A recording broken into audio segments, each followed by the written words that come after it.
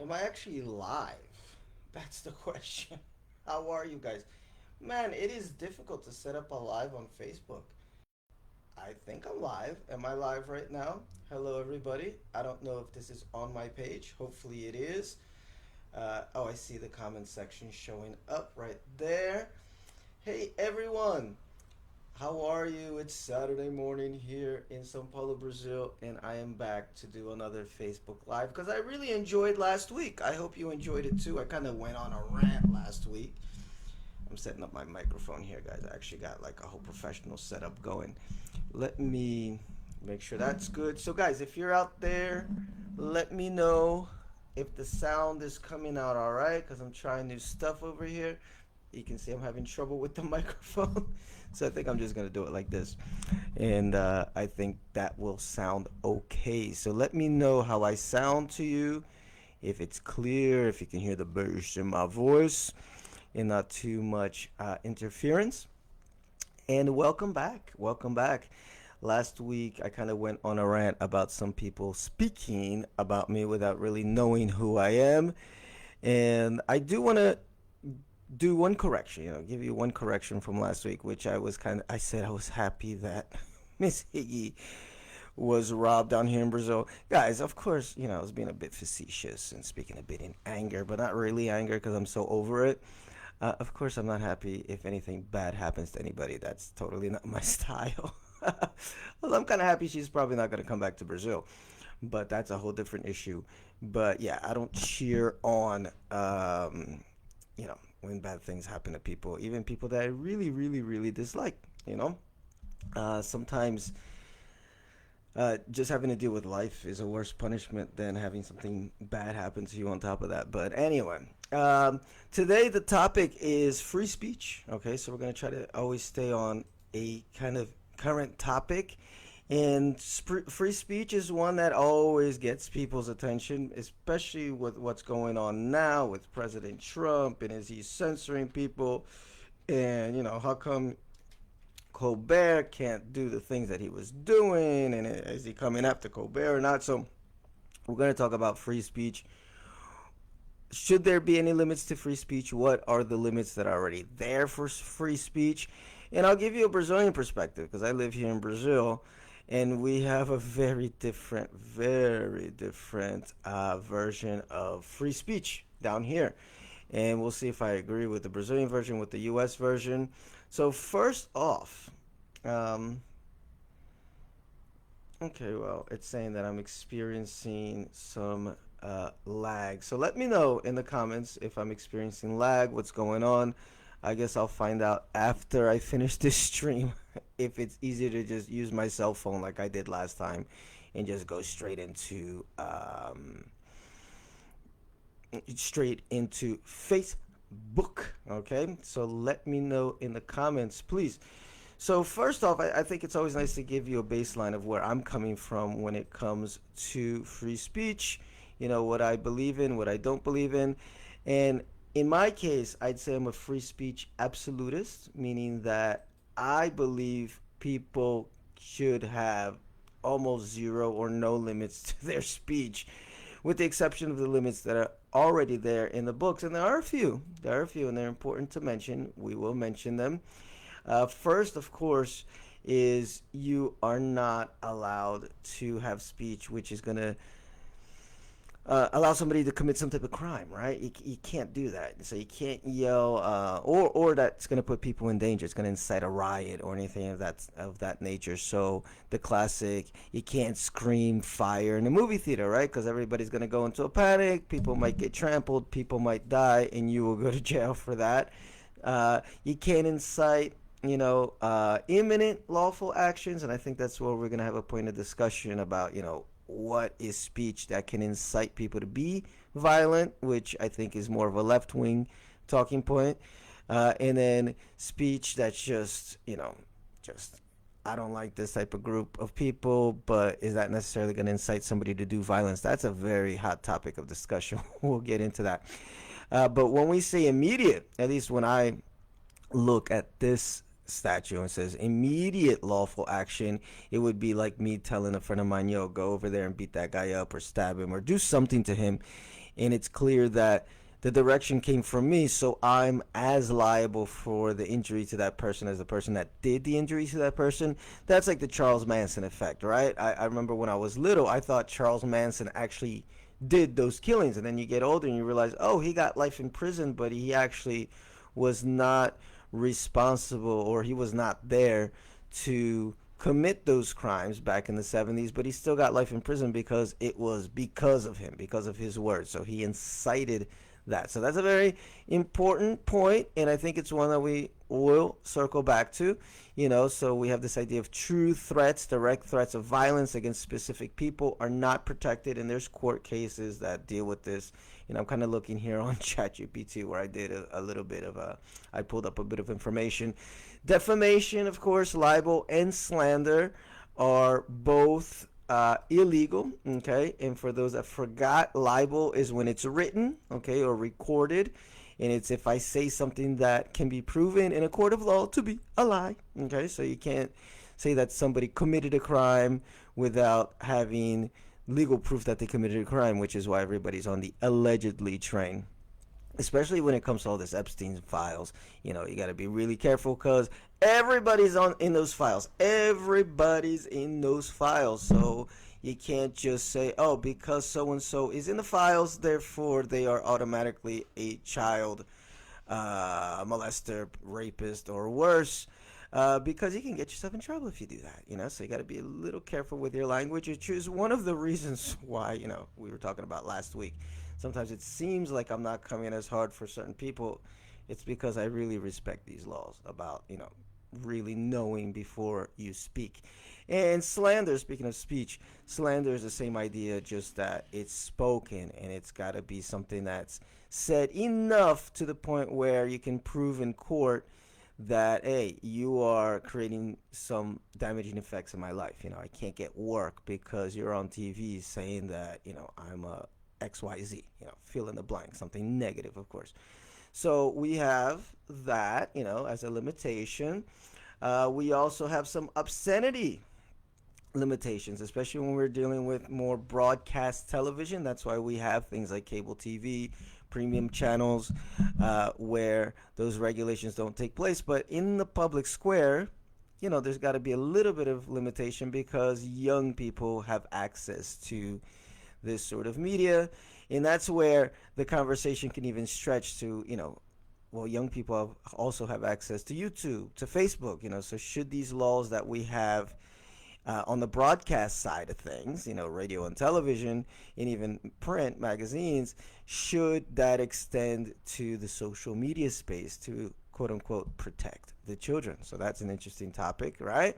And that's why, free speech is not a closed case. There's a lot of stuff that you can kind of break down within I keep getting these messages that I'm getting low FPS. So guys, if I am lagging or anything of the sort, let me know so I can make this sound good. I want to sound good up in here. And I don't even know if I'm showing on my actual page. Actually, let me do a little something, guys. So, first time's always like this, and then it gets a little bit smoother. Let me go on my own Facebook page and see if I'm there, if my little talking head is showing up for you guys. Let me see. 1 second. Let's see. Well, it's not showing up on my own page, so hopefully it's showing up for you guys somewhere. I just refreshed it. Oh, no. Wait. Am I live? Oh, yeah, I'm live right now. Check me out.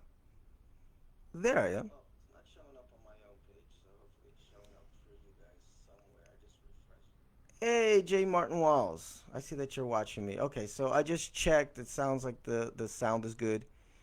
Everything sounds great. So thank you for watching, J. Martin Walls. And let me see if my comments show up. Hi there. But it doesn't show up here. So I'm going to keep my cell phone on in case some of you sent messages. Oh no, I saw mine. Hi there. Anyway, guys, it's complicated to do these lives. They're more complicated than you think. But where was I? We were talking about some of the limitations, right? So we have obscenity laws, of course, and they make absolute sense. And yes, there's the debate. How far does that go? When is it that uh, the government is overreaching? As far as where is it that we can stretch these obscenity laws to? And you see that there are some limitations, obviously. Even on YouTube, on Facebook. If I can't strip naked in front of you right now, they would block me. Or even with some words, I curse a lot. I have to sometimes be careful that I don't use too much foul language on these lives, because sometimes it won't, show up on people's pages as much. So I got to be careful with my language. So there's a bit of that on social media too. Of course, child sexual exploitation material or any type of pornography, really, you just can't show in these quote unquote public spaces, broadcast TV, stuff that, you don't have to go into the back room to see, right? Like Playboys were always in the back, after the red curtain. Fighting words, that's rarely used today, but I think people kind of get that when it's like if somebody says some BS about your mom or your girlfriend, or calls you out your name or calls you a racial slur, and you pop the person in the face. Not too many people are going to be like, oh, this guy needs to go to jail for 5 years, right? Of course, you gotta have a response that equals the trigger. Let's say, so if somebody calls you the N word, calls you a nigger or something like that. Yeah, maybe they deserve a punch in the mouth, and maybe you should give them a nice 1-2 combination. But then you can't like kick them when they're down and stab them and everything. You're gonna go to jail. So there's a lot of that. Okay.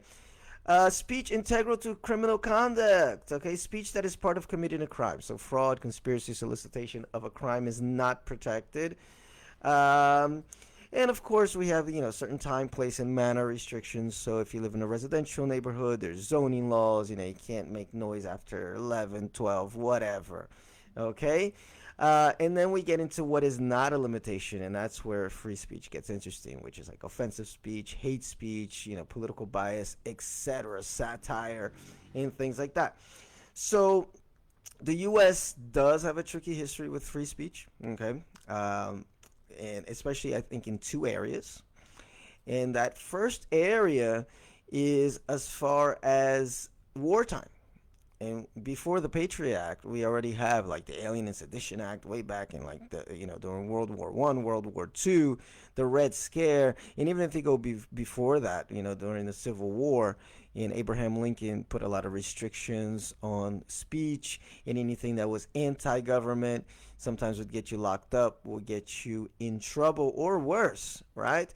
So America has done this before, and I don't think that's an issue necessarily, because it makes sense. I mean, if you're in a war, okay, obviously you're going to want to know what's going on. You want to monitor if there's anybody inside your borders who may be an enemy agent. I think that's just normal. Even if imagine in your own house, if you had some type of an emergency, there's heavy flooding, whatever, food's limited, energy's down, there's going to be changes in your house, right? If you got kids, maybe you're going to tell the kids, look, after 9 p.m., we got to turn stuff off, turn off the lights. Hey, let's not make too much noise because we don't want people to, we don't want to draw too much attention. Whatever it is, the situation is, you're going to have some behavioral changes when you're in a state of emergency. So it makes sense for a country to do the same. I don't think there's anything wrong with that.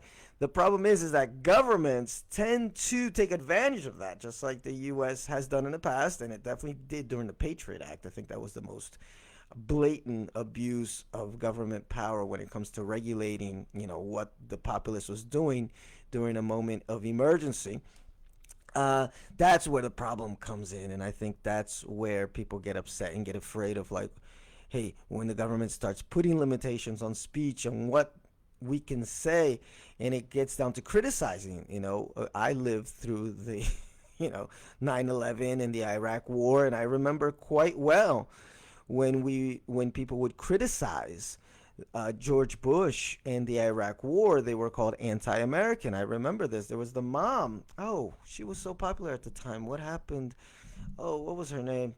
But remember, there was that mom at the time whose son was killed during the Iraq War, and she started this whole anti-war movement. Like a mom whose son died in Iraq War and later started anti-war movement. What was her name? Because she was on the news all the time. Cindy Sheehan. Yeah, she was the mother of Casey Sheehan, a U.S. Army specialist. He was killed in action in Iraq in 2004. And she became nationally known because she became a prominent anti-war activist. She set up protest camps outside of George Bush's ranch.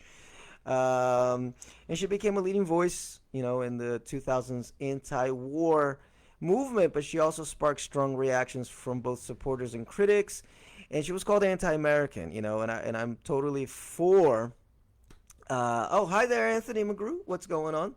Let me know, Anthony, if the sound is coming out nicely.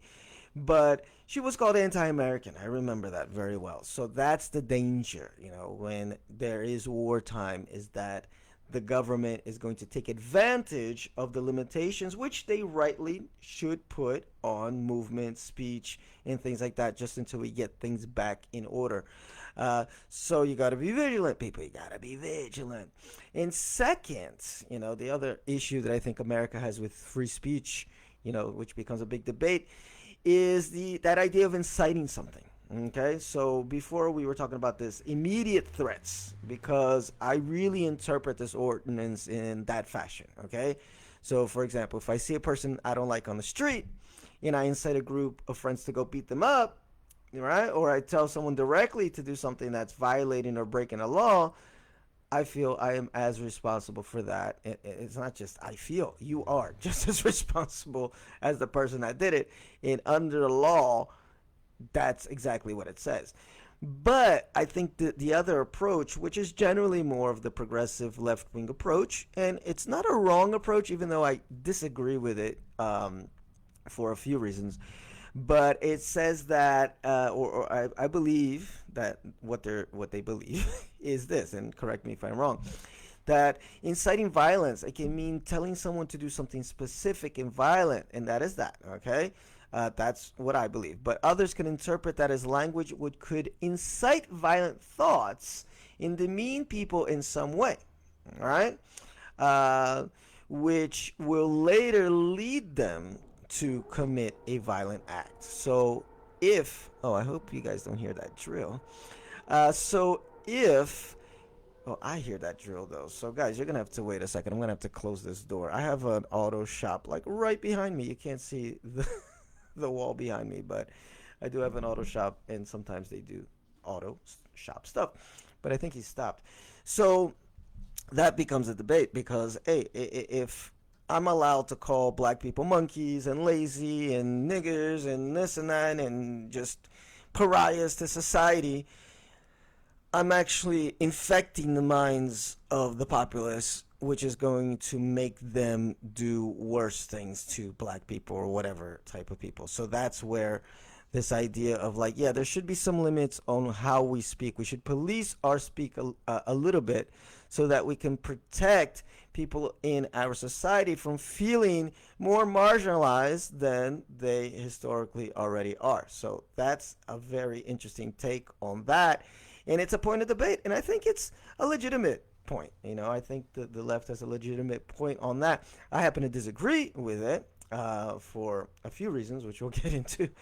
But that is pretty much, I think, what the left believes in that words shape minds, which shape individuals who end up doing bad things. Okay, so we should police ourselves better. Let me see what Anthony has to say here. Anthony says, this guy from Florianopolis got arrested here during Carnival for calling two black women slaves in black. He's an executive at Petrobras. Oh, we're going to talk about that. We're going to talk about some cases. So that's a new one. I didn't know about that one. I was going to talk about two other cases here in Brazil. But that's a great little anecdote, little story there, because we're going to get into the differences between free speech in Brazil and free speech in America. But again, just so you know where I'm coming from, I'm really a free speech absolutist. So I feel people should say whatever they want, like anything. But also, people should understand that their words have impact, right? And that you can receive a negative repercussion based on your words. So this is not just for saying, things that people consider racist, sexist. Just if you say dumb shit, you're gonna have a recompense. Either people are just gonna call you stupid, or you're gonna have Phil, for 2 hours online telling you why you're stupid. You might get your feelings hurt, or somebody may actually have a physical reaction to what you say, and um, those reactions are all legitimate. Some of them may be against the law versus others. And, if somebody beats you up because it's to a point where, it becomes a criminal act, of course, you have every right to sue that person. But you got to understand that what you said may have caused that reaction too. Don't play dumb, don't play coy. And I believe that. I'm really more of a proponent of that because I work a lot with words. Those of you that know me know I love to write, I love to speak. So I think words are very, very powerful. I think we should choose our words carefully. And I think that words leave more of an impact on somebody than actions sometimes. They say actions speak louder than words. I don't always agree with that. I think sometimes a word from somebody that you really love, that you really respect, can totally change your perception of that person. Because actions, we can sometimes be forced to act, or we react, or it's emotional, and you know uh, it's a difference between like patterns of actions, which we can say, okay, those actions speak way louder than the words because I see what you're doing, and it's totally not matching the person that you claim to be. So in that case, yeah, those actions speak louder than words. But I think the words is the beginning. That's where we actually get an idea of who this person could or could not be, and then we got to see if the actions match the words. So I believe they're extremely important. How you present yourself, how you speak, the vocabulary that you use. People are going to judge you based on that. And because I care so much for words, I don't want any words to be policed or controlled, because I prefer to speak with somebody, even if their speech is ugly, even if their speech is offensive. I have an idea. I have a perfect idea. I keep looking to the side, right? It's just the microphone's there. Let me try to move it over here. It's because at least it gives you an idea of what that person could be, right? It could be a false idea. That person could just be a liar. Just could be presenting themselves in a way that is not true at all. But at least I have a baseline to work with, and I like baselines. And when people begin policing their speech too much, they start creating a front, right? Not everybody's a nice guy. Not everybody is on your side. And it's very easy to mask that when speech is policed, because people don't actually say what is on their mind for fear of being ostracized. And then that ends up meaning that they're just going to hold in a lot of their negative ideas and thoughts. And then you'll find out the hard way that, oh, actually, this guy is more racist or more sexist or more of an asshole than I could have ever imagined, right? I'd much rather have somebody that's upfront with their assholeness. And that's just how I am, right? And if somebody says something nasty to me, and people have said nasty things to me, who hasn't received like some nasty words from somebody, my reaction is that it's just, okay, you have every right to say that. Sorry you feel that way, and life moves on. It's different if somebody's actually making an accusation about me, which is why I made that video last week. Of course, I'm going to defend myself. But if somebody just like, oh, you're an idiot, I hate you, you're stupid, oh, I hate gay people, I think gay people should die, I think black people should go back to Africa, whatever. Like, okay. I really don't care. Yeah, and I have a feeling that if you speak like that and if you think like that, we're probably not even going to connect in the first place. So I just don't stress out about people like that. And And I rather have them in the society because at least I know, okay, that's the people I want to stay away from, or that's the area where all the people that think that way like to live. Maybe I'm not gonna go to that area as much as this other area. So I'm completely against policing in any form because at least in America, because I think it has more deleterious effect. It has more of a deleterious effect than a positive one. Um, that said, okay, we have a lot of stories about free speech that I want to get into. And one of them is coming from an American perspective, and the other one is coming from a Brazilian perspective. And I just wanted to share that because, as much as I just went off on this whole thing about, free speech needs to be absolute, blah, blah, blah, blah, uh, I believe the two countries are so different that I have different ideas of what free speech means in both countries. So when we go into the U.S., and we just had this story here now. Let's see. Let's see if I can do this. I believe that. Where is it? It was here before. And now I don't see it. To share the screen. Oh, I don't know how to share the screen anymore. All right. Well. All right. Yeah, I don't know how to share the screen, so I'll just talk about it. Where is it? It was there before. No, it's not. Okay, I have one viewer, 3 comments. Hey there. Uh, I can put a poll question there. Do you believe there should be limits to free speech? Limits to free speech. Alright, so I'm going to put 2 options. The first option is, of course, a yes. And the second option is, of course, a no. And then we're going to put an it depends, because we like the gray area here on this show. Maybe that should be the name for the show, gray area. Because there's a lot of gray area. Okay. Is the post on? I think it is. Alright, so we have a post there. Not sure how to share screen from here, but I'll figure it out for the next stream.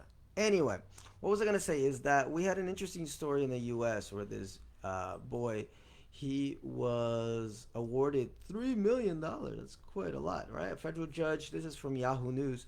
Federal judge upheld jury verdict awarding more than $3 million to a 19-year-old Texas man whose friend's mother accused him of a racially motivated bullying of her son.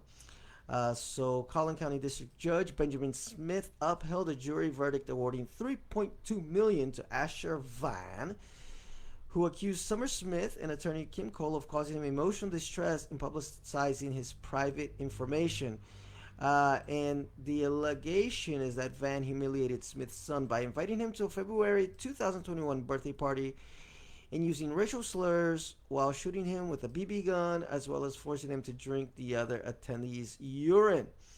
While at the sleepover, several white students shot Smith's sons with BB guns. When he was asleep, they slapped him, all while calling him racial slurs, and worse yet, they forced Smith's son to drink the urine. Had been subject to the unthinkable. He is in need of therapy and is planning to change to a private school. Okay? So anyway, really, really horrible thing that this kid did. And in his defense, he said, "This wasn't me doing a racist act. This isn't me hating someone because of their skin color. This was me at an immature age at my life at a sleepover for my birthday doing immature, dumb things." And that's the point of contention. Okay? That is the point of contention. Is this just a young kid doing dumb things? Is it racially motivated? Now, having grown up in the U.S. and remembering back in 3rd, 4th grade when, back then it was all, for shits and giggles. But I remember, when the kids would, are you in AAW? And then if you said yes, they would say like an African ass wiper. And if you said no, oh, you're not an amazing A student or something like, it was like BS joke, from back in the day. And when I look back now, I'm like, oh my God, that's such a racist thing, right? But the thing is, the kids are just, they don't realize it's racist. They're a bunch of, I went to like a school that was 99% white, they're living within white culture. They don't see how that is offensive. Maybe their dads or moms joke around about stuff like that. But no, we got black friends. It's just a joke and blah, blah, blah. In understanding that, yes, it was a different time. Yes, people were less sensitive than they are now to certain types of jokes and comments. Doesn't make a riot. Um, and so we see what this kid's doing, and we have to ask the question, is it racially motivated? Does that make him a racist? Or does that make him a white kid who grew up in a system which would cause him to do that, thinking that it's just shits and giggles, right? And then that gets into the second question. Now that if you choose this kid is a racist as the option, right, and not this kid just needs to really be spoken to and mature past these things, because there's still time, right? You got to prove that. You got to prove that he's actually a racist. You got to show a pattern of this behavior. You got to show that maybe he's got a KKK card or he's got like swastikas in his room. You really have to prove. I guess if it's a civil, is this a civil claim? So maybe by the preponderance of the evidence that this kid's a racist. And that's not always an easy thing to do. Okay, that's not always an easy thing to do. But the kid went to court, and apparently he was able to prove that not only am I not a racist, and I just did some really dumb stuff when I was younger, the fact that this woman has gone on and on and on and posting it on social media and, going to the news and just saying how I'm a racist is really affecting my life.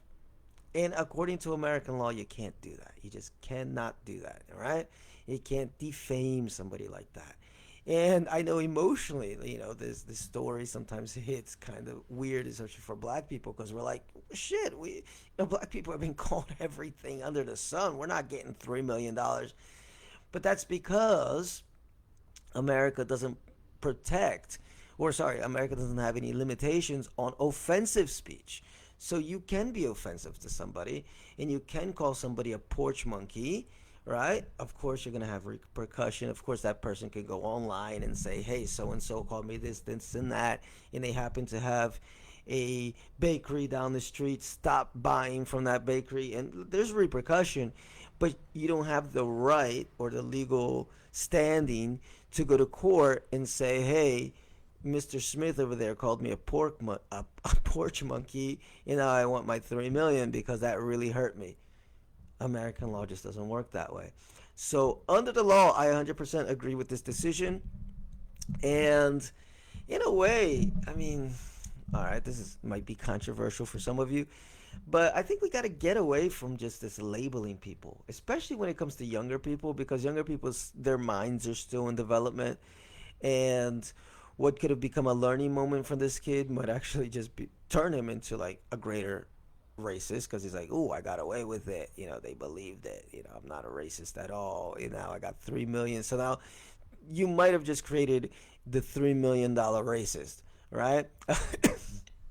Because of that, when really things like that, I think, should be sat down and talked about, because there's a reason why that kid thought that was okay within the American society. And there's a reason why, when we look at it from the outside, and if you're a black person especially, obviously it was a lot of racism involved with those actions. But then as the adults in the room, how do you handle that? I think that's an interesting thing to do, and not just, he's a racist, because it gets to the point where if everybody's a racist, nobody's a racist, right? And, it's like the boy who cried wolf. It's like, if everybody's a fascist, nobody's a fascist. Like, everything that I disagree with is fascism. Guess what? Then you lose the argument. Everything becomes too blasé, right?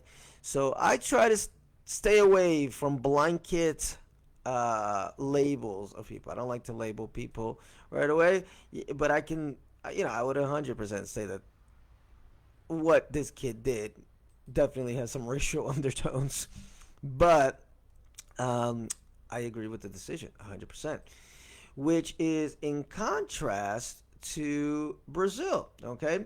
So now we're going to talk a little bit differences between American law and Brazilian law. So America has these laws, slander, libel, stuff like that protects you from somebody saying that you are something that you're not, especially if it's a negative thing. Obviously, if somebody says, hey, you're the best guy in the world, I'm not going to go to court to fight that. Oh, and that's an important thing too.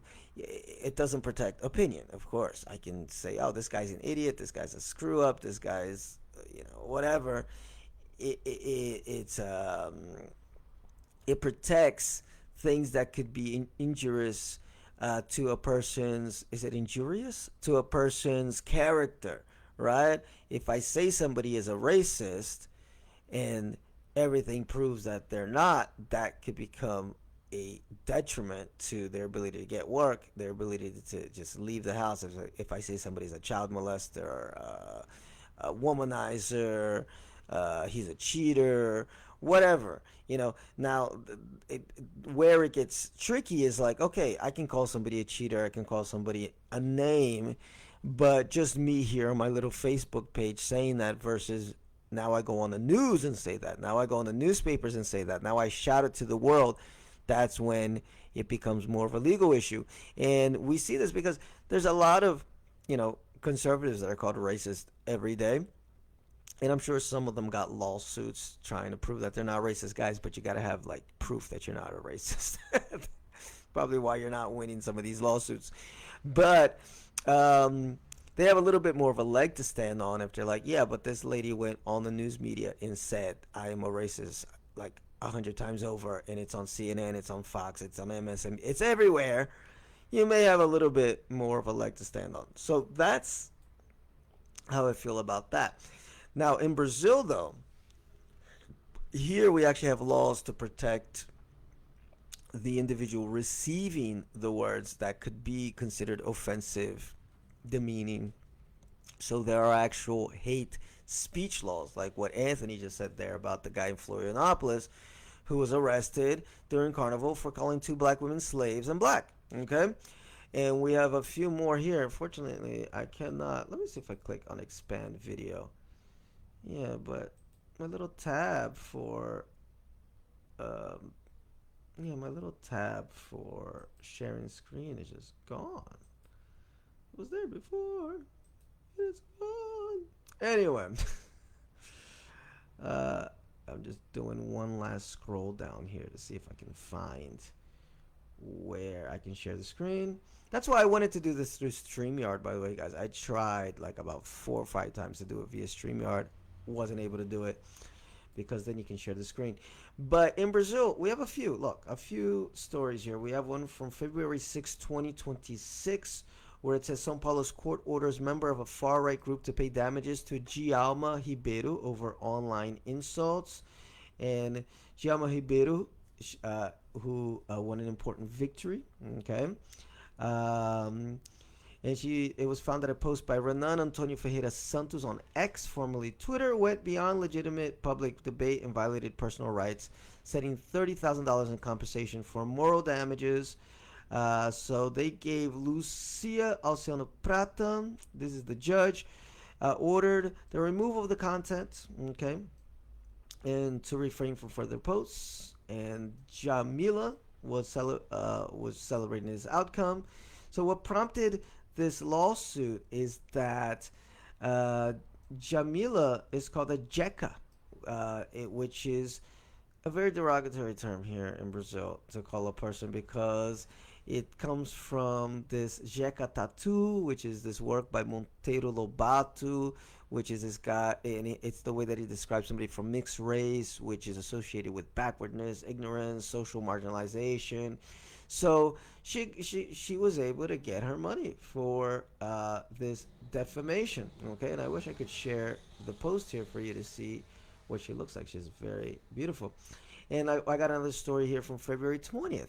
After alleged racist insult in Argentine, Torres faces the possibility of prison time in Brazil. This is the huge story that was the last couple weeks, So on February 6th, a 29-year-old Argentine lawyer was arrested in Rio de Janeiro, okay, because a few days earlier, she was recorded on video leaving a bar with 2 other women, yelling mono, which is a monkey in Spanish, at staff members while making gestures and sounds mimicking the animal. Pais, who was visiting the city as a tourist, was later released with an ankle monitor but is still being prosecuted for her actions and cannot leave Brazil while awaiting trial. So she might get screwed, right? Because of that. And then we also had another student here where another story here. Brazilian veterinary student faces up to 10 years in prison for social media comments on gender ideology. So again, if these comments are seen as harmful, defamation. TV host and broadcaster in Brazil ordered to pay 300,000 for homophobia. Okay, so this guy here, was a presenter. He was convicted for statements he made during editions of his program Alerta Nacional, where he called gay people a damned race in reaction to a Burger King fast food advertisement promoting diversity. He said, "You are disgusting. We've been staying silent, swallowing your damn rays. But there will come a time when we'll have to make a louder noise. Let children grow up, play, and discover things on their own. The commercial was rotten, disgusting. This is not a conversation for children," said Siqueira. And I know exactly who this guy is. And there was another story about from last week, too. Oh, what's up, Natalie? I haven't talked to you in a while. Good to have you here. Let me give some likes here to the people in the comments. Guys, feel free to share your thoughts on free speech, where you think the limitations are. So we went through a few stories, and there's another one that was popular last week, which was about finally this gay couple was awarded some money because they were subjects of some homophobic slurs. So how do I stand with the Brazilian version of free speech? I'm split on it. Very split. Like, for example, what happened to this guy Sakita? It's tough, because he was giving his opinion. It's not one that I agree with, but it's his opinion, and he's just being general about it. He didn't, he didn't say anything threatening. He just said, you damn race, hate you guys, this commercial sucks. I think somebody has a right to say that, and then you can agree or disagree based on your viewership. You can just not watch the guy. But I think that when it gets into a personal level, I think that's where in Brazil I kind of support the law, and I'll tell you right now, and it's really about context. Because when I think of marginalized groups in America, they have way more access to power. They have way more access to capital. They have way more access to just structures or places that allow them to overcome and not be held down by somebody who calls them out their name. Basically, like if somebody calls you a B word and you're a woman, you have every right to snap back. You're going to have a lot of support. You're going to have a lot of people that are going to be like, yeah, we're in positions of power enough that we will knock you out of power. I believe this is to be a fact, to the point where America had a black president in Barack Obama. Black people, especially, we have, way more access to power, to capital, to everything in America than black people throughout the diaspora, whether it's in the Caribbean, whether it's in Latin America, anywhere, South America, Central America. Black people have the most power in the U.S. So in an American context, if a person calls a black person or another marginalized group, trans people, whatever, out their name, we have way more recourses to be like, okay, whatever, like, go do you. Like, I'm on this road. I'm not even going to deal with that, right? We're just talking about offensive things, not things that are lies, like slander and libel, right? Defamation. Whereas in Brazil, I look at where black people are and marginalized groups are here in Brazil, and I got to remember to look at the camera, right, guys, because I'm thinking and I'm looking up here. But I think the big difference here in Brazil is that these marginalized groups have almost zero access to that same power, to that same social, credit, if you want to call it, capital even. Poor people here are almost all black. The country is very divided between rich and poor, very little middle class. Poor folks are mostly blacks, gays, the marginalized groups. They stay out there, right? And I feel that because the government is set up that way, because here the government is way more left leaning, way more, if you want to call it socialism. It's just an inflated government. You know, the government is like Big Brother. He wants to take care of everything, right? Whether it does it or not is another issue.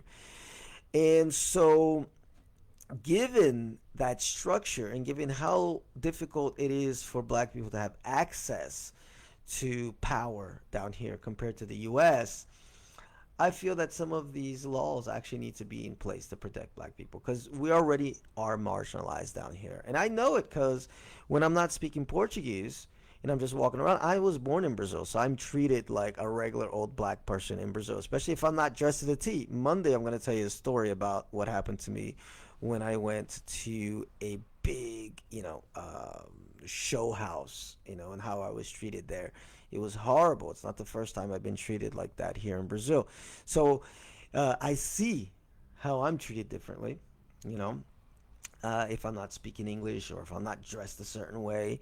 Now that my hair is long, I'm feeling it even more, and I like to wear hats and stuff like that. And I see how that's creating a problem for me where I really have to stand up for myself and where people will say some really demeaning stuff to you that's racially motivated. For me, that is just an extension of the racism that already exists in this country. Therefore, I'm in full support of these laws that limit the words that come out of people's mouths and the gestures that come out of people's mouths if those words and gestures are deemed to be offensive in some way. Because, black people, gay people, trans people, women, pick your marginalized group. We already go through hell down here, and there doesn't seem to be a lot of ways out of that hell because the way that the system is set up down here makes it very difficult for people to have upward mobility. So because of that, I feel that these laws create a bit of a tool to fight back against the system. It's like, I got to fight so much. I finally got this job at this nice restaurant here, and just because I made a mistake, now this woman's going to call me a monkey? Like, come on. Now, if that was in the U.S., that would play out much differently because we have much more access to power there. One, a white person would never even think of doing that, or maybe they would, but they'd be very, very aware of the fact that, yeah, you might get smacked in the mouth, and it's going to hurt, or you might get your feelings hurt, and just don't come in here, or I'm going to call you out. I'm going to record you, and like, look, this person did this. I'm going to screw your life up. I'm going to make sure that your, wallet is suffering because people aren't going to your store or ordering from your service. The power dynamic is different. Black people can meet a white racist in the United States head on and win, right? Just on the power of words. Again, to the point where America had a black president. We need to put that in our heads and see that as a good thing. It's a positive thing. Does it mean racism ended in America with Barack Obama? No. It might have even increased. But the fact that a black man has that much access to power, and it's not just one black man, or one black woman. I mean, Kamala Harris, well, not really black, but an Asian American woman almost became president. Like, that's access to power. And we have many examples from Cory Booker to, what's his name that just died, Jesse Jackson, the Rainbow Coalition, where we see black people have way more access. In America, and here in Brazil, I can't think of a black politician who was even close to becoming president. I mean, we had Dilma, everybody's favorite, as the first woman president, but black people just don't have the same access. They just don't. It's night and day. It's apples and oranges. Direct racism, one-on-one, should be punished. Okay, I see that from Anthony McGrew. It's so weird that going up in, by the way, I'm reading here from D. Natalie Smith. It's so weird that growing up, I think that was a typo there, In Guyana's black had the most powers. They weren't seen as the stronger in a fight. You can find them in all the top careers. I visited Barbados once, and a group of white guys were told to take off their hats for entry. One responded, "Suck my dick." He was spoken to gently and allowed in. In Guyana, that would have, I imagine, had a different result. So, yeah, guys, when it comes to this, and I get what Anthony is saying, direct racism, one on one should be punished. And I feel the punishment for that is public shaming or just a punch in the mouth. In the U.S. perspective, and I think in a Brazilian perspective, black people just don't have that much power, to fight back in the same way that Americans do, just by imposing their will. I know that because I grew up in an American perspective, so I have an American mindset, and I see how I don't give a beep, and I walk into any space, any place, and I dare anybody there to say anything to me because I know my rights. I know my rights as an individual. Unfortunately, black people in Brazil are not there yet. They're getting there. And it's not their fault. It's not their fault. It's the fault of the system, which just lies to them and it builds them up without actually giving them tools to build themselves up, right? And actually remove themselves from certain situations, certain social standards which are below the standard here in Brazil. So I do agree with these laws. That is going to move us into, I think we've talked enough about that, but just be aware of that when you come to Brazil. I know I have some people here that listen to me that are thinking about coming to Brazil. In fact, shout out to Craig, who I think is coming down to Sao Paulo soon. I'd be really, really, really excited to meet you, man. Real nice guy. But yeah, you got to know that the law down here is a little bit different, and you're gonna have more protection if you're a marginalized group. You're gonna have more protection, and if you're a white dude, just be careful what comes out your mouth, because you might get screwed. And speaking of white people, we love you. But does that go with like, if somebody defames me for being white? Come on, guys. It's 2026. Do we really got to go over that? How, reverse racism and all that stuff. Look, prejudice, yes. Black people can 100% be prejudiced. Anybody can be prejudiced against anybody. Okay? There's a big difference between prejudice and racism. Racism is something that has to do with power structure. Who's in power? Okay? And who has the ability to influence the system in such a way that certain groups don't get as far ahead as other groups. Who's in power in the West? Okay, for the most part, to be able to do those things. Okay, so keep that in your mind before we get to the topic of reverse racism and all that jazz, which we're not even going to get into. But last little thing I want to talk about, because we're reaching an hour. I don't want to be here for 2 hours like I was last week. And thank you everybody for supporting and watching. First black president in Brazil. Yeah, we're not having any of that. I don't think anytime soon here in Brazil. Is the Colbert situation? Yeah, that's another great topic for free speech, and I actually had to look that up a little bit because I do remember equal airtime laws. Okay, but don't get that mixed up with what is the other law? I had it written down here. Give me a second. It's the equal time. Yeah, equal time versus. Oh my God! Sorry, guys. Let me go up to the beginning of my notes.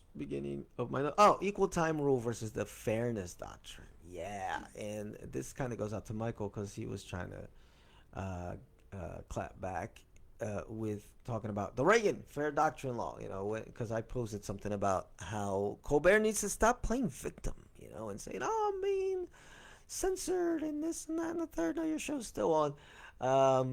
What is happening, and I think it's totally correct with what is happening with Colbert at the moment, is that laws are being enforced that perhaps weren't before. And I think a lot of what's going on in the U.S. right now is just the administration enforcing some laws. And again, I'm just talking about on the surface level, guys. Let's put all the Epstein and all that to the side. We're just talking about on the surface. What did Biden do? What did Clinton do? What did Trump do? Or what is he doing? What is Bush doing on the surface? We know that there's a whole lot of layers behind these people and what the government is really doing behind the scenes. But on the surface level, right, even when it comes to immigration laws, things of that nature, the government's just basically doing what's already in the books. Okay, and you can agree with it, you cannot agree with it, but that's what's going on. And that's where Stephen Colbert comes in, because this administration kind of got tired of the fact that, hey, it seems like all the media channels just are very biased. And guys, they are. There's nothing wrong with just admitting that. Fox News is biased towards the right. Newsmax even more biased to the right. CNN is biased towards the left. MSNBC even more biased to the left. That's it. Like it is what it is. Let's put it that way. And if you defend what those broadcast companies believe in, you shouldn't be afraid to say, yeah, they have their bias. And that's why I like watching that, because they're going to give me something that's a little bit more left leaning, and they're going to give me something that's a little bit more right leaning. That's okay to say that. I think people don't like to say that because they like to put that front of like, we are totally unbiased. Remember Fox News? Fair and balanced. On what planet, right? Is Fox News fair and balanced? Because that's supposed to be what journalism is. But journalism hasn't been that for a very long time. So just admit it. You got a bias. But when you got a bias, that's where things get tricky, right? Because legally speaking, The Late Show with Stephen Colbert is an entertainment program on a broadcast network. So under current U.S. law, what happens?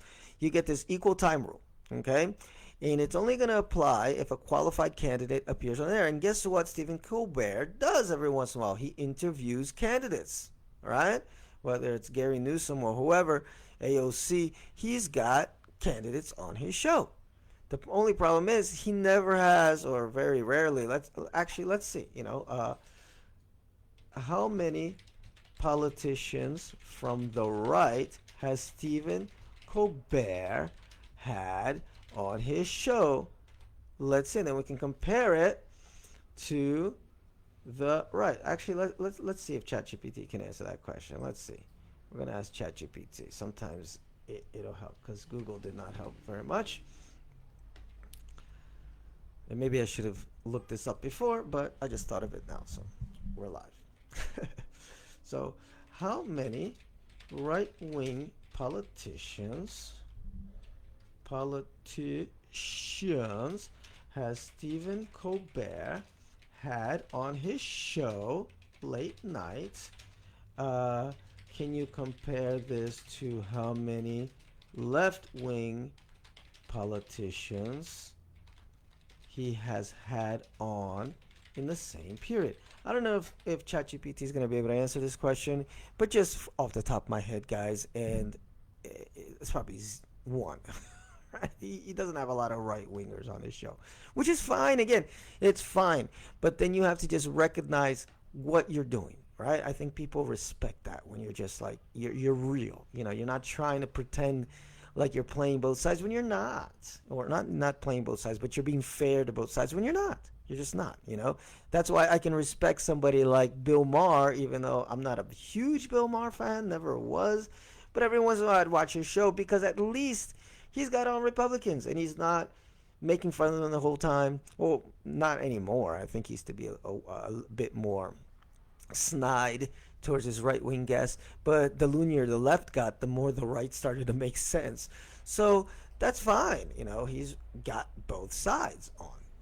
I can totally be down with that. The View used to be like that, and I think they're slowly moving back towards that. You see that they're putting on a few more right-wing candidates when they have a left-wing politician on.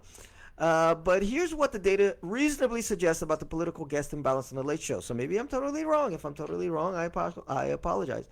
Especially when comparing right-wing versus left-wing politicians based on public media watchdog counts. Now, this is coming straight from ChatGPT. Political guests on The Late Show, 2025 to 2022 to 2025. Left-wing and Democratic politicians and political figures A watchdog analysis reported that Colbert's show hosted around 176 left-leaning guests since 2022. In the same period, the only conservative Republican counted was former Republican Liz Cheney, a Republican who was also a frequent critic of former President Trump. Can you believe that the Cheneys? That's the thing that gets me with Democrats, right? Like, you guys flip so much. Like, I can't get a through line with you. At least with Republicans, even when I disagree with them, like, there's a through line. I kind of get what their mission is, what their mission statement is. Because one second, and like, totally agree, the Cheneys are evil. Dick Cheney is a scumbag. Actually, you should watch that movie about him. It was really well made. The Cheney movie with what's his name? The boy who played Batman, I believe, was the guy there, and that did American Psycho. But yeah, he's a scumbag. Liz Cheney is probably even more of a scumbag. I'm not fans of these people, and then all of a sudden they're friends of the left just because they're against Trump. It's like, come on, man. In another Republican, former Republican Adam Kissinger appeared on the show in 2025, but some analysis did not count him as a truly right-wing candidate because of his alignment with Democrats on many issues. So that's a rough count of 176 left-leaning politician guests and 1 to 2 right-leaning political guests for Colbert's show over a multi-year period. Okay? So when you start doing this, guys, that's when things get a little bit funky for you. Because, like I said, Trump's kind of like, he's had it. He's like, come on, man. The media is just always attacking me, always attacking me, always attacking me. So now, media here. Now that I'm in power, I'm going to start enforcing some stuff. And you're not going to like it, which is basically what happened with Mr. Colbert. So, Michael, by the way, he made that great point about, hey, but Reagan got rid of this fairness doctrine, blah, blah, blah. Okay, he did, but you got to see the difference between one and the other. And I actually had to research this myself because I knew there was a difference, but I never spelled it out. So here's the difference. Again, according to my research here on ChatGPT. So, I always like to be open about that. If you feel that what I'm giving you is wrong information, put it in the comments, okay? But the equal time rule, okay, Section 315 of the Communications Act. This rule requires that if a broadcast station gives airtime to one legally qualified political candidate, it must provide equal opportunities to other candidates for the same office. And this only applies to broadcast license holders, ABC, NBC, CBS, Fox News, yeah, right? Not cable, because I think Michael had mentioned, but Fox News isn't that fair and balanced. Doesn't apply to cable, okay? It applies to candidates, not political parties or viewpoints. So if Colbert wants to go on the air every day and just bitch about Trump, he has every right to do that. Things change when you start inviting a bunch of guests on your show who are actual legal candidates, for an office, either running or already in office. So it does not require equal time for issues or ideological perspectives. So what are the exceptions? Okay, this is not what do you call it? This is not required when you have bona fide newscasts. So again, for those people that are like, yeah, but Fox News, okay, Sean Hannity has no what do you call it? Has no. He doesn't have to. There, let's just change it to that. Obligation. That's the word I was looking for. Right? He has no obligation to invite AOC on his channel just because he invited Trump or whoever the right wing guy is at the moment. No obligation. Okay. So this rule does not apply if it's bona fide newscast, bona fide news interviews. Okay, so 60 Minutes, when they interviewed Donald Trump, they technically don't really need, well, that's broadcast, so who knows, that may be a gray area. But if it's a bona fide news interview, they do it just because, hey, this is fair. But we've seen plenty of news magazines on TV who interviewed Kamala and not Trump, and vice versa. Okay, not everybody's, Brett Baird, I think, had the interview with Kamala, right? That kind of went viral. And was there one with Trump? I don't remember, but I don't think he did one with Trump, right? People do that stuff if they feel like it, and if they want to be equal. But if not, there's no law that says, hey, if you're a legitimate news broadcast, that's where the line comes. In on the spot news events like debates. Okay, this is why a candidate can appear on the news network without automatically triggering equal time claims. Now, the fairness doctrine was a little bit different, and then Ronald Reagan did did get rid of this. And I agree with him for getting rid of this. And actually, I think he even vetoed when they tried to get it passed again in the House. So this was created in 1949. It required broadcasters to cover controversial public issues, present contrasting viewpoints. It did not require equal time for candidates. Okay, that's separate. So this is actually if I were on ABC and I started saying, hey, I think Donald Trump is a mess. He's not good for the country. He's this, and that, and the third. I would have to have somebody on that would be like, yeah, but actually Trump has done this, that, and the third, and actually the country is better with him compared to this other person, and then you just go back and forth. That's like fairness doctrine, right? We got to have equal time for both viewpoints. It did not require equal time for candidates. Okay, so that's separate. That's just me. Like, what am I allowed to say on my broadcast? And if I say it, I got to make sure, if it's a political or social issue, that I give you the other side. It sounds kind of like, at its heart, it sounds like a good idea, right? But it can become a bit of a limit of free speech, because maybe I just don't want somebody else to give I want my show to be an hour-long show about how the left sucks or how the right sucks, and I don't feel like I need to be obligated to show the pretty side of the left. Now, if you want to be an honest journalist or commentator, I think you would do that automatically, but I don't think the government should have the right to tell you to do that. So during his administration, Ronald Reagan, the FCC, whose members were appointed by him, voted in '87 to abolish the fairness doctrine, arguing it violated free speech and discouraged robust debate. And Reagan himself vetoed a later congressional attempt to codify it into law. So Reagan changed that, and because of that, it actually turned out to be a good thing, because it allowed for an explosion of different ideas, especially for talk radio. So now we had the growth of a Rush Limbaugh, as much as I'm not a fan at all of Rush Limbaugh, but I'm glad he had that media space where he could just do what he did, and then of course that goes into what we were talking about last week. Get yourself some counter programming. All right, so then we have Combs, rest in peace. He had every right to have his show on for an hour, 2 hours, 3 hours, and just talk about Democrat stuff, and he has zero obligation to then have to say, and by the way, this is what the Republicans think, all right? Just like when we have the State of the Union, and there's always the message from the other side. Not required to do that because of the end of this fairness doctrine, okay, which is different than the equal time laws. Again, equal time, if you are not, if you are not necessarily a news broadcast and you get somebody on your show, okay, then you may have to deal with this equal time. So let's see here. The Late Show with Stephen Colbert is considered entertainment/news commentary. So if a political candidate appears on the Colbert Show, technically the equal time rule could be triggered. Could be. Okay?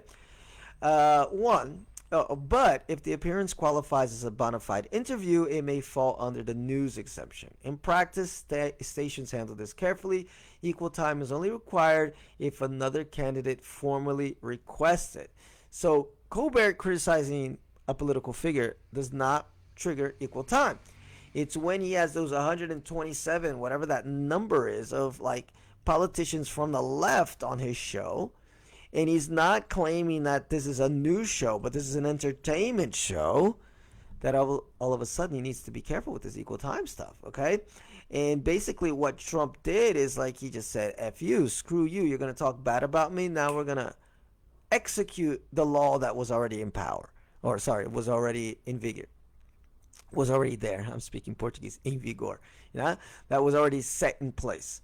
We're going to execute that law, and we're going to say to you, Stephen Colbert, if you want to have AOC on, trashing this, that, and the third, you also got to have And by the way, further proof, right, that I'm not really a conservative. I don't know any conservative politicians right now. Or Mark Rubio. There you go. I remember Mark Rubio.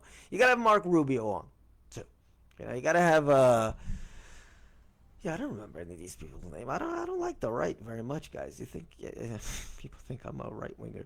But anyway, so there's no law requiring that. Okay, so the equal time it's only applies to broadcast station using public airwaves. So Fox and CNN do not fall into this. So your argument, Michael, that Fox uh, isn't what do you call it? Isn't that biased? It's like, yeah, no, we all know that, but they don't have an obligation to be, even though they tried. Remember when they had Greta Van Sutton on, and I think we talked about this last week about how they had Hannity and Combs on at the beginning, and I see that they have, they have Doctor, is it Cornwallis? I shouldn't say that because I really like him, Doctor Cornwell, right? That's his name. So, they'll have people on there. Oh, not Dr. Cornwell. What's his name? I haven't watched Fox News in so long. And I actually like this guy. It's a shame because I just haven't watched those type of news shows. Cornel West, of course. I love Cornel West. Even though I do disagree with him on a few points, but he's all the time. He used to be on Fox News all the time. I think a lot of right wingers probably got to know Cornwell because of his appearances on Fox News and things like that. So when so what happens here is cable channels are not regulated in the same way. There's no law requiring ideological balance in cable news. So news used to be balanced by the law. That's what a lot of people think. What changed wasn't equal time for candidates. It was the removal of the fairness doctrine, which previously discouraged high partisan talk radio and opinion programming. Okay? After its appeal, talk radio and partisan cable news expanded dramatically. So that's what's going on with Colbert. Okay? Because it's still considered an entertainment program.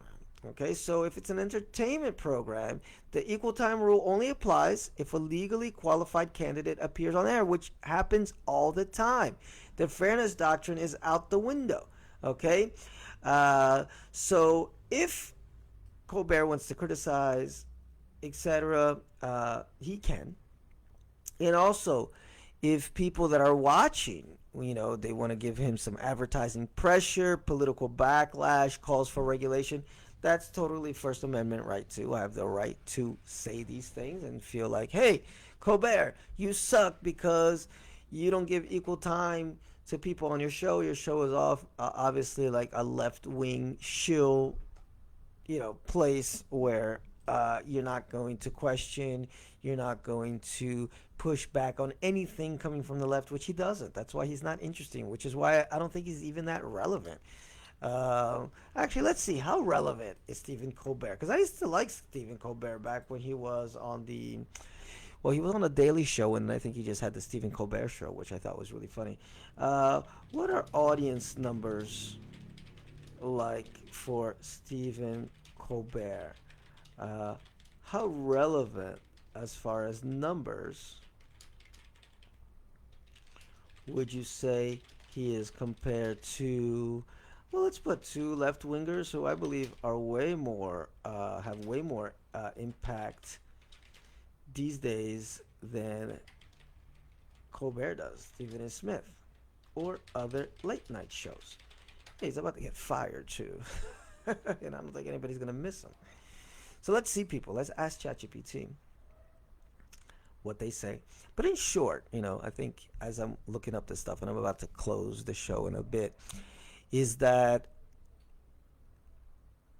Steven, stop playing the victim. That's it. That's the short version. Stop playing the victim, man. Very well, damn well what you're doing. You have a show that is extremely bent towards the right. My ChatGPT here kind of stopped working. Has an extreme left-wing bent. You're playing it down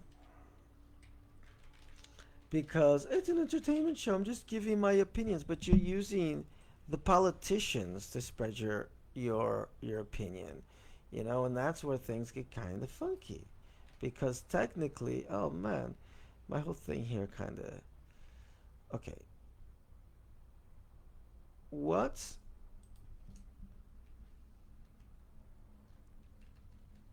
Okay, how much relevance does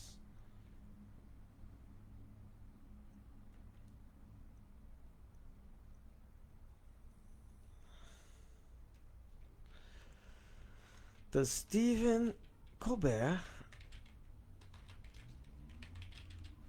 have as far as audience, as far as ratings and numbers outside broadcast, YouTube, etc.,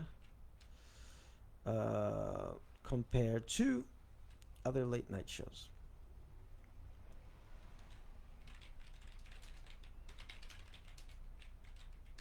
Late night shows and other um, prominent left wing hosts like Bill Maher and Stephen A. Smith.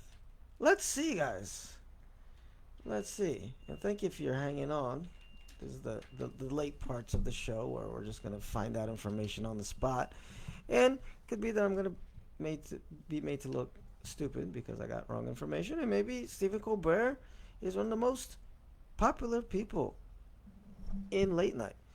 But it says here, traditional TV ratings, how Colbert stacks up. The Late Show with Stephen Colbert was one of the highest rated late night talk shows on network TV before its cancellation, regularly beating competitors like Jimmy Kimmel Live. I can imagine that. And Jimmy Fallon, come on, he's all the way in the basement. So Colbert, he averaged about 2.4 million people. This is good. And he got that 18 to 49 demo. So that's pretty good, 2 million people.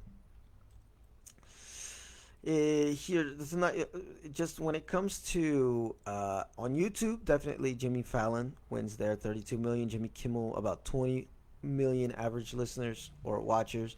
Late Show with Stephen Colbert is actually behind the Daily Show with 10 million subscribers on YouTube. And even cable satire shows like The Daily Show rival or exceed his digital subscriber base. Colbert's channel posts longer interview clips and political segments that tend to get meaningful views, but it doesn't generate the largest or most consistent viral traffic. Comparison with other figures like Bill Maher. His show, Real Time with Bill Maher, has relatively smaller digital following, roughly a few million followers, compared to major late-night talk shows.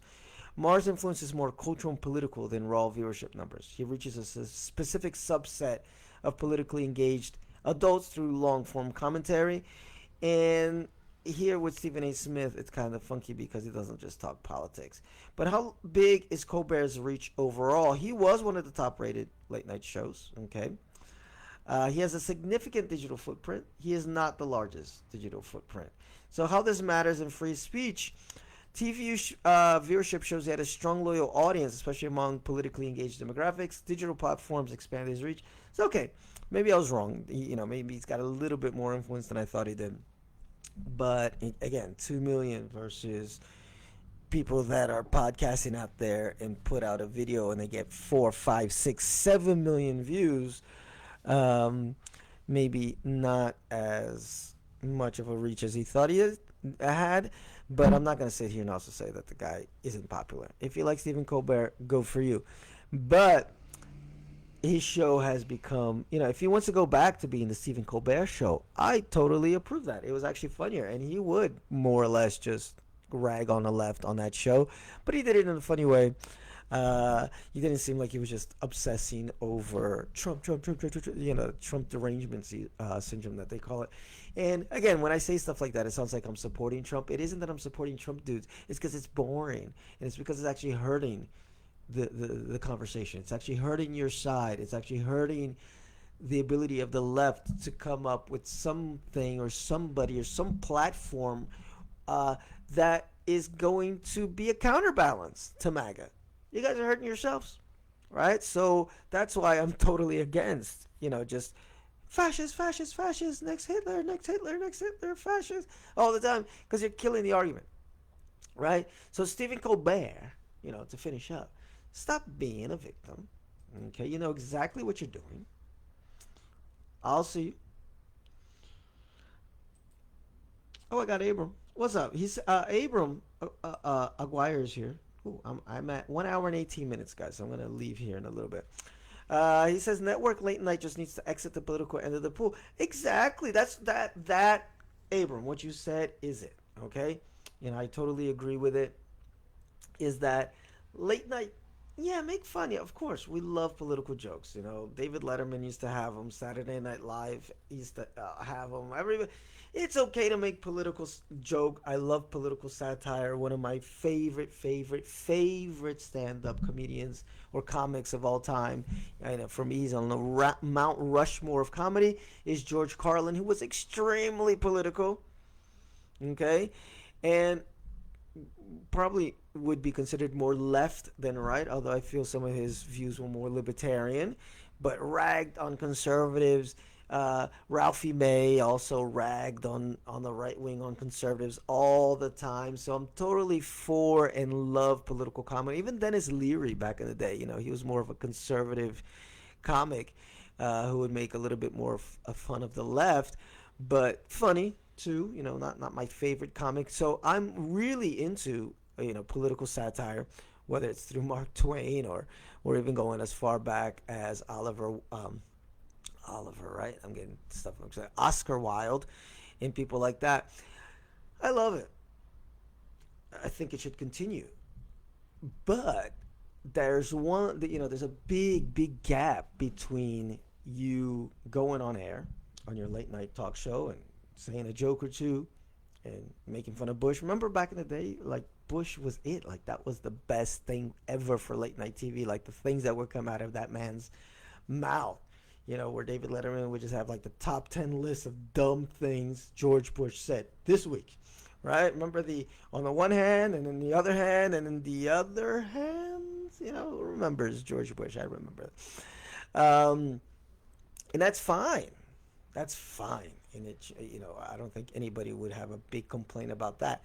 It becomes an issue, you know, when you're putting those politicians on and you're not claiming to be a news program, but you're putting news people on, politicians on, and you just woke up the beast. Trump just decided that, hey, if you want to play that way, then how about you follow the rule book? That's all. Okay, so in this case, yes, I am agreeing with Trump. Oh my God, he must be MAGA. I 100% agree with Trump on this, in how he's reading this. And it's not censorship.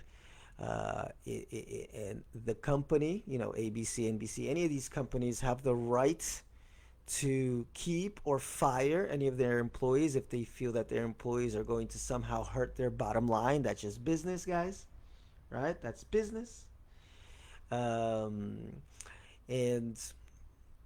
pretty much, if they want to get rid of Colbert, which they are getting rid of him, because they don't feel that he is communicating to the masses how they wish he would, right? Who can bring in right wing and left wing who are just normies to watch his show because the show is so divisive now. It's become just like this show should be on MSNBC.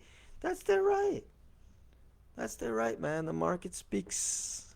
The market speaks. The market decides something. So, Colbert, not censorship at all. And just get over yourself. Get over yourself and try to be funny again. Like, that's the thing. I miss Colbert, who used to be actually funny and smart. But maybe it was just because I didn't know as much as I did today, and I thought it was funny and smart back in the day. Who knows? All right. Anyway, folks, that's my whole long diatribe, I should say, about free speech. A bit of a hassle to get on here. Hopefully the sound came out all right. A kind of a hassle to find the time to do this too. So I'll try to do one a week. Okay. And if I can't get on Friday, watch for me on Saturday morning, and I should be here.